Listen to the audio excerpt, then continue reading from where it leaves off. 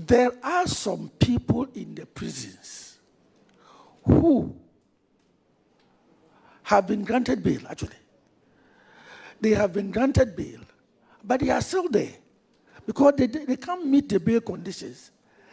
And not that the bail conditions are too high. Sometimes they are too high. But in most cases, they are not. In so many cases, they are not. And so you find somebody in prison, somebody on remand, who has been on remand for 5 years, 3 years, 4 years, 5 years, and those of us outside will say, hey, if this man had even pleaded guilty and he had been convicted, he would have spent only 3 years. But because he pleaded not guilty, he's on remand, and his case is not being tried, and he has spent 5 years. But that is not the fault of the judge. If you appear before the judge and you say you are not guilty, you are not guilty.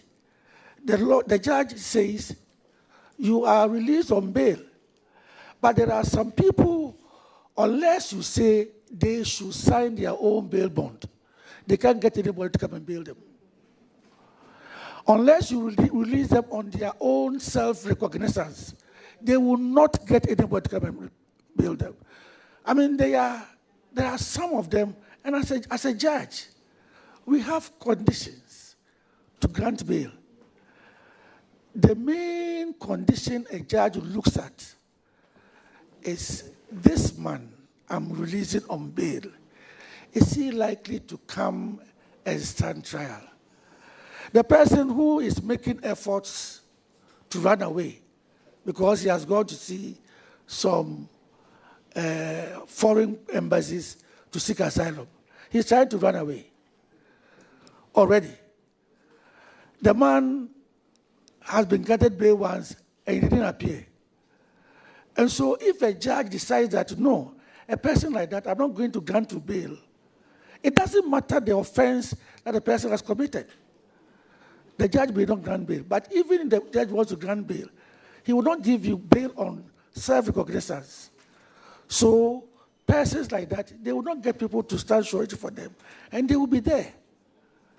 So while admitting that there are some people who shouldn't be there, there are also some people who are there because they have to be there. And honorable, we are always talking about a bunch of plantains, a crate of eggs.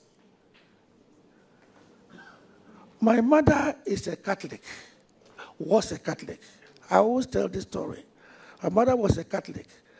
And you know, these old ladies, how when they said, in my time, the Catholic priest was a white person.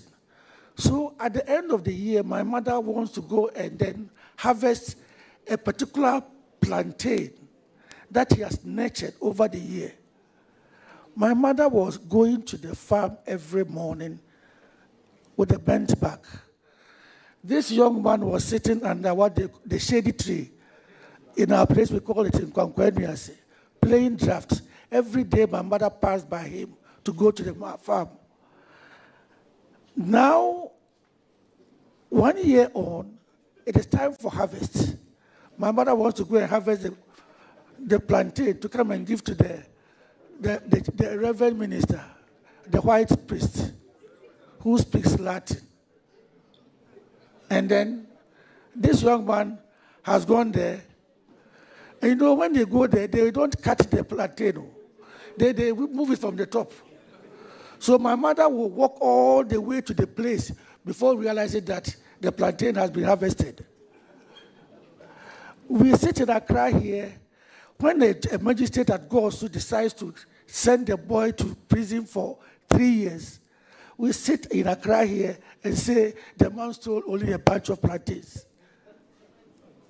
Do you know what it means what the bunch of plantain means to my mother? It's like stealing your car. You see? So, I mean, there are so many reasons. The magistrates and the judge, they are trained. They have this, the sentencing guidelines. They have them. But sometimes they have to go beyond it. In my youthful days, I gave somebody 70 years. Ataa, I gave him 70 years. And what I told myself was that if Ataa was given 30 years and he comes back, my family will be the first family he will attack. So by the time he comes back after 70 years, I'll be dead and gone. So you see, then we are thinking about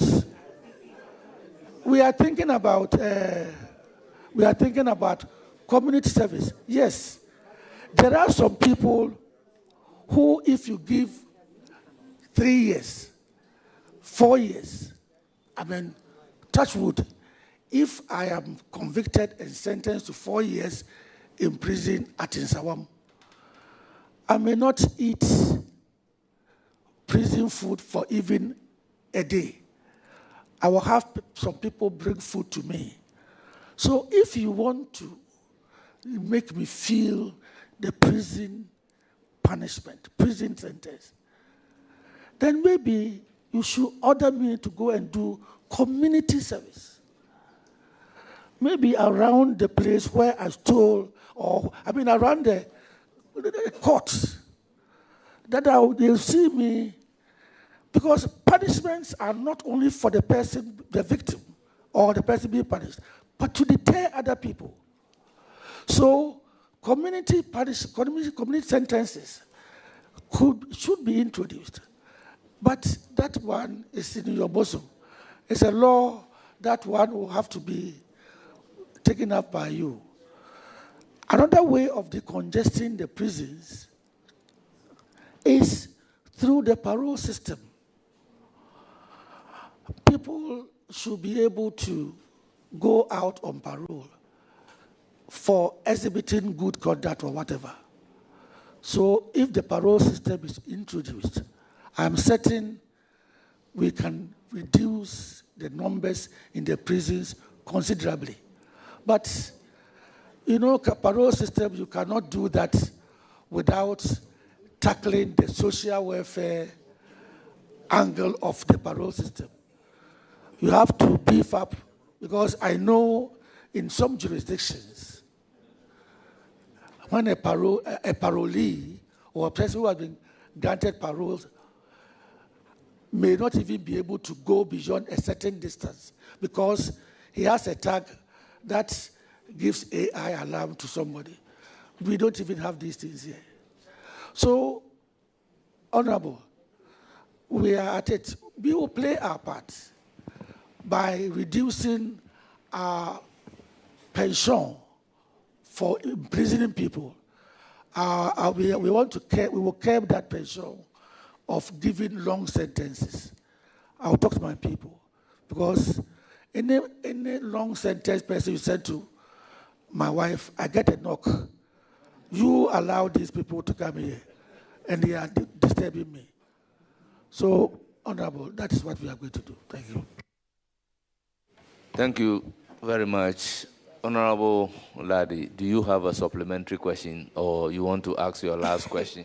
Thank you, Chairman. I want to ask my last question. Your last question. Mr. Nominee, during your presentation, you mentioned places where we can find courts of appeal.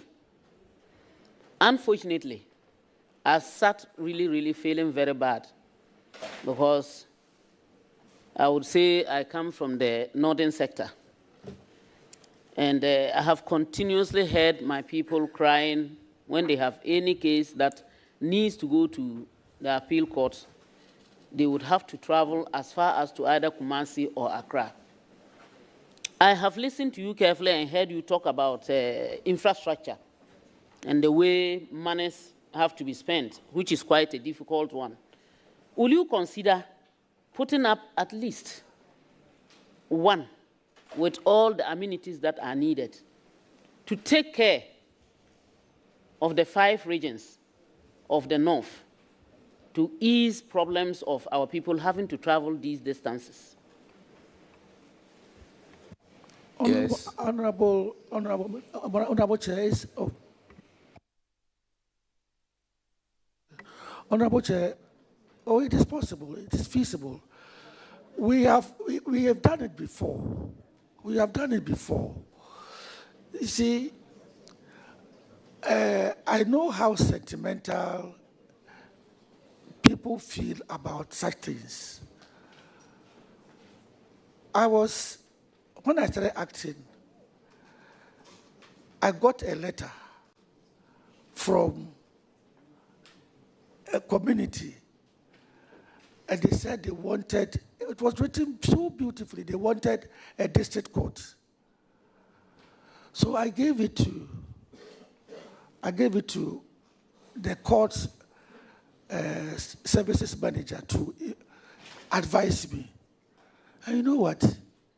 He came up with the fact that the community they are talking about, they are 500 people. 500 people. And then he mentioned the various courts that are close by. And we found that almost all those courts have cases no more than 10 a day. Sometimes the whole week. It is not, when we tried the Court of Appeal in Tamale, we realized that all the cases could be heard within a matter of 2 months. All the cases. So it is just not feasible having 5 judges stationed at Tamale to take care of the North. This is not just because the number of cases that come from the various regions put together is not up to much.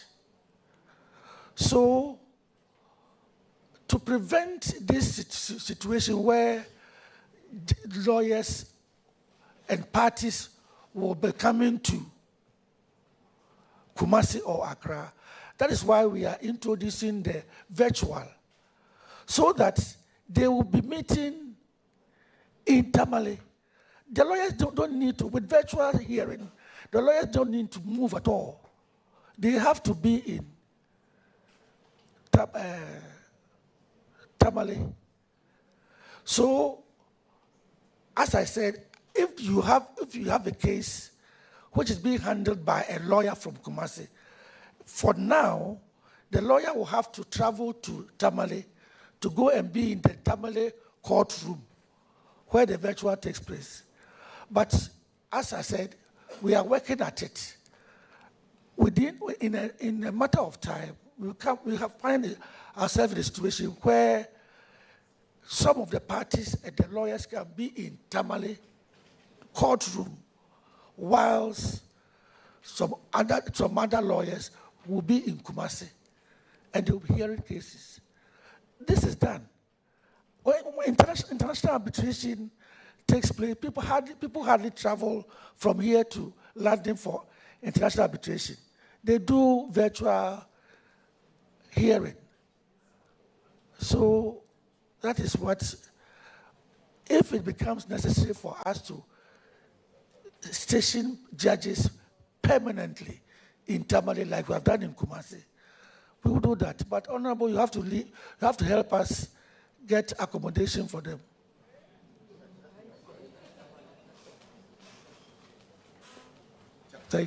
Thank you, Honorable Adi. You have exhausted your 3 questions. On this note, honorable members, our revered guests, it is in the interest of all of us to take 20 minutes health break. Well, Hajia, you have the floor for 1 second. Thank you very much, Chairman. So, my brother, I wish you all the best. When my colleagues were leaving, you would have heard them. It's normal of me to say, I wish you all the best. May the Almighty Allah guide and protect you. Thank you. So that you will be able to do your work as expected. Thank you. And to the best of your knowledge and to the development and progress of Ghana. Thank you very much, Honorable. Have a blessed job ahead of you. Thank you. Thank you so much. Thank you very much. We shall